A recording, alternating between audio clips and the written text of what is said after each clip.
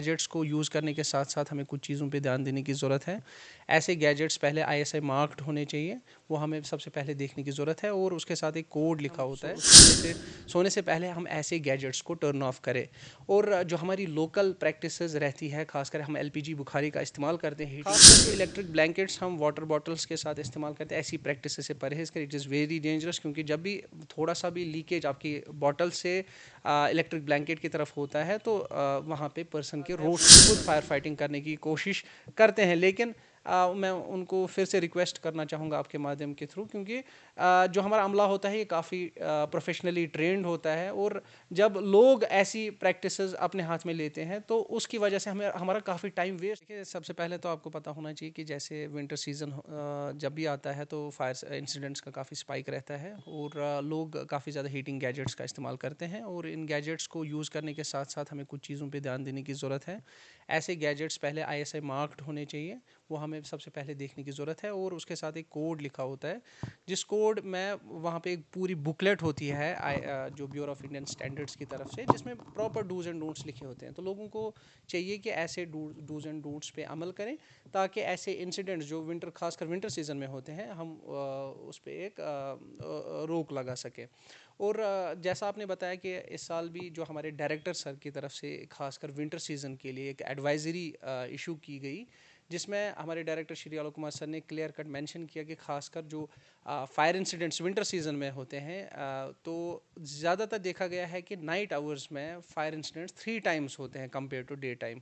तो इससे साफ जाहिर होता है कि रात के अवकाफ में हम ऐसे गैजेट्स ऑन रखते हैं। तो अगर हमें इन फायर इंसिडेंट से बचना है तो हमें कोशिश करनी चाहिए कि जब भी हम सोने से पहले हम ऐसे गैजेट्स को टर्न ऑफ करें।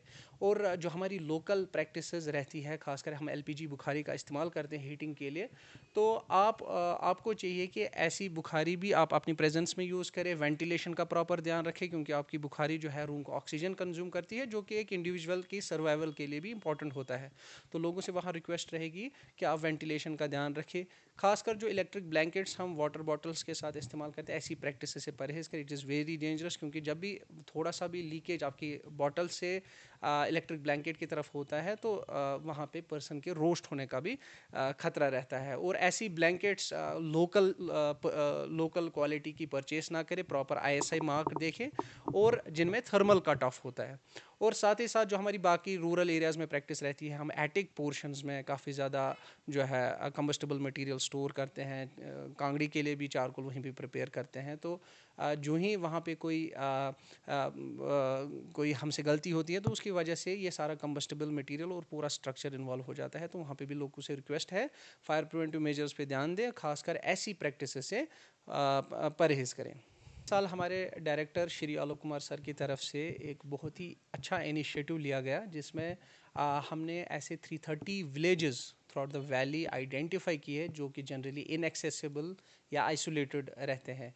तो वहाँ पे हमने हमारे डायरेक्टर सर की डायरेक्शंस पे हमने अवेयरनेस प्रोग्राम्स जो है 330 किए, जिसमें लगभग 750 वॉल्टियर्स या पब्लिक रिप्रेजेंटेटिव्स को हमने ट्रेन किया।